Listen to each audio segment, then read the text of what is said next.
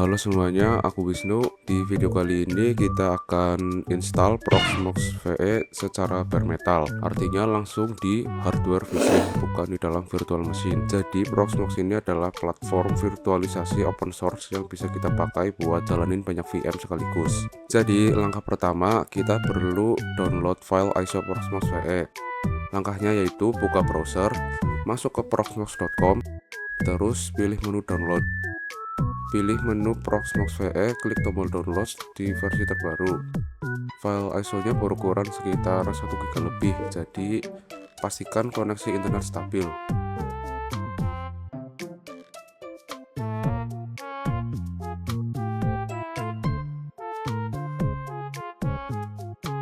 Nah, sekarang kita ubah flash disk jadi bootable USB. Buka rufusnya di kolom device, pilih flash disk yang akan digunakan. Pastikan flash disk itu minimal 8 GB ya. Kalau punyaku ini 32 GB, jadi lebih dari cukup. Klik tombol select, lalu cari file ISO Proxmox yang tadi kita sudah download. Rufus ini akan otomatis isi pengaturan lainnya. Kalau sudah, kita klik start.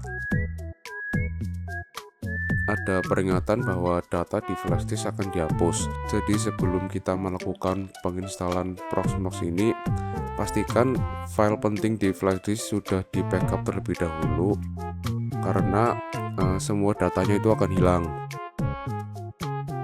Tunggu saja prosesnya sampai selesai dan statusnya berubah jadi ready.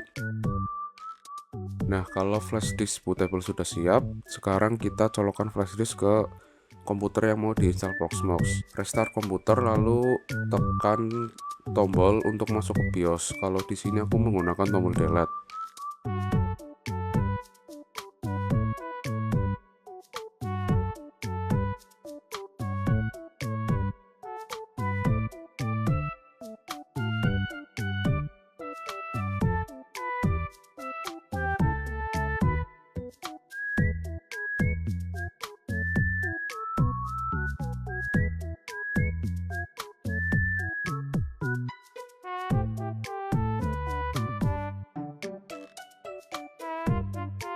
Setelah masuk BIOS, cari menu boot atau boot option.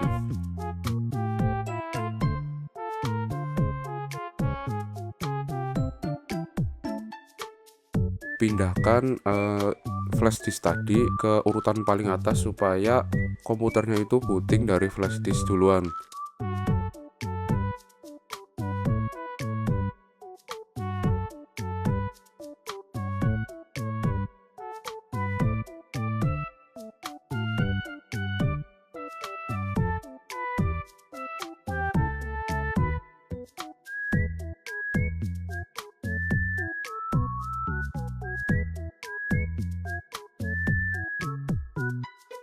Simpan perubahan, lalu konfirmasi.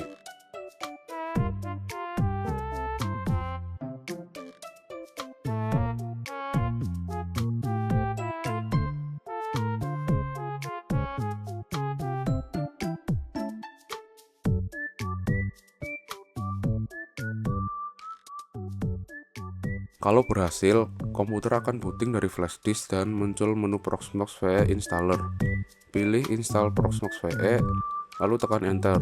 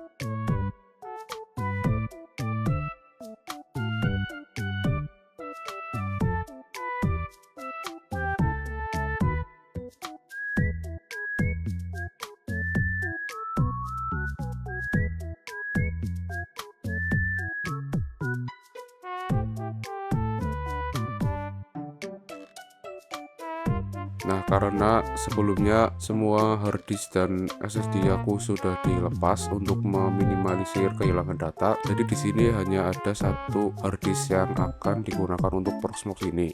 Selanjutnya atur lokasi, pilih country Indonesia, time zone Jakarta, keyboard layout US,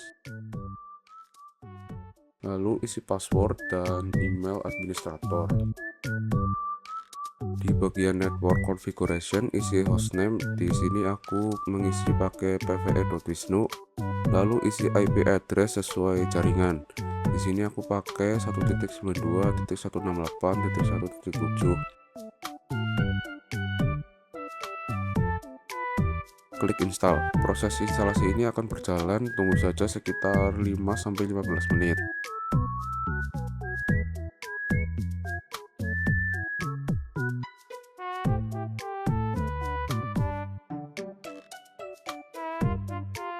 Nah, kalau instalasi Proxmox-nya sudah selesai, kita bisa cabut flash disknya. Lalu kita reboot. Komputer akan restart dan booting langsung ke Proxmox VE. Di layar terminal akan muncul URL akses web interface-nya.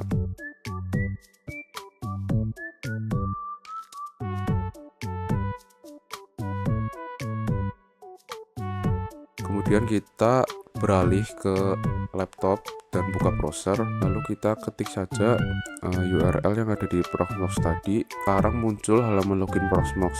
Masukkan username root dan password yang tadi kita buat di Realm Linux Palm.